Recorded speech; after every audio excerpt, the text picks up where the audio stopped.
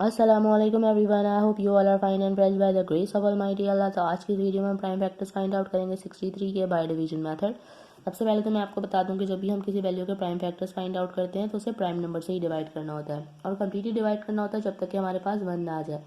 अब दूसरी बात आती है कि प्राइम नंबर्स कौन से नंबर्स हैं। वो नंबर जो सिर्फ और सिर्फ दो ही टेबल्स में आते हैं, एक अपने और दूसरे 1 के, वो कहलाते हैं प्राइम नंबर। जैसे कि 2, उसके बाद 3, उसके बाद 5, उसके बाद 7 और ये इसी तरह कंटिन्यू रहते हैं। ये देखिए, ये तमाम वो नंबर्स हैं जो सिर्फ और सिर्फ अपने और 1 के टेबल में आते हैं, उसके अलावा किसी और टेबल में नहीं आते। चलो यहाँ हम स्टार्ट करते हैं 63 को डिवाइड करना। 63 के लास्ट में ऑड नंबर है, इसलिए वैल्यू 2 से तो डिवाइड नहीं हो सकती, क्योंकि 2 का डिविजिबिलिटी रूल है कि अगर किसी वैल्यू के लास्ट में ऑड नंबर हो तो वो वैल्यू 2 से बिल्कुल भी डिवाइड नहीं हो सकती। 2 के बाद नेक्स्ट प्राइम नंबर 3 है।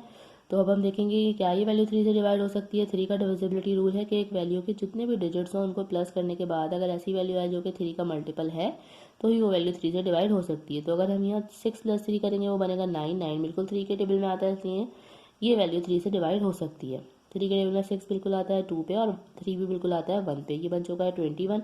2 + 1 हो जाएगा 3, यानी कि वैल्यू अभी भी 3 से डिवाइड होगी। 3 के टेबल में 21 आता है 7 पे। 7 खुद एक प्राइम नंबर है, 7 तो हमें 7 से ही डिवाइड करना, क्योंकि 7 के टेबल में 7 आता है 1 पे। यहाँ हम 63 के प्राइम फैक्टर्स देखिए कितनी जल्दी से फाइंड आउट कर चुके हैं।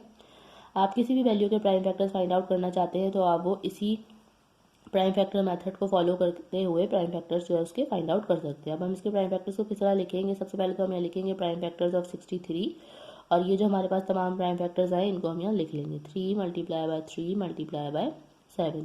और अगर हम चेक करना चाहते हैं कि क्या हमने प्राइम फैक्टर सही फाइंड आउट किए तो हम इन सबको कर देंगे मल्टीप्लाई। इन सबको मल्टीप्लाई करने के बाद अगर यही वैल्यू आ रही है जिसके हमने प्राइम फैक्टर्स फाइंड आउट किए हैं तो इसका मतलब है कि हमने प्राइम फैक्टर बिल्कुल सही फाइंड आउट किए हैं। आई होप कि वीडियो आपको अच्छे से समझ आई है। अगर ये वीडियो आपको पसंद आई तो इसे लाइक और शेयर जरूर करें और मेरे चैनल को भी सब्सक्राइब करें। इंशाल्लाह बहुत जल्द मिलती हूँ आपसे अपनी नेक्स्ट वीडियो में। अपना बहुत ख्याल रखिएगा। अल्लाह हाफिज़।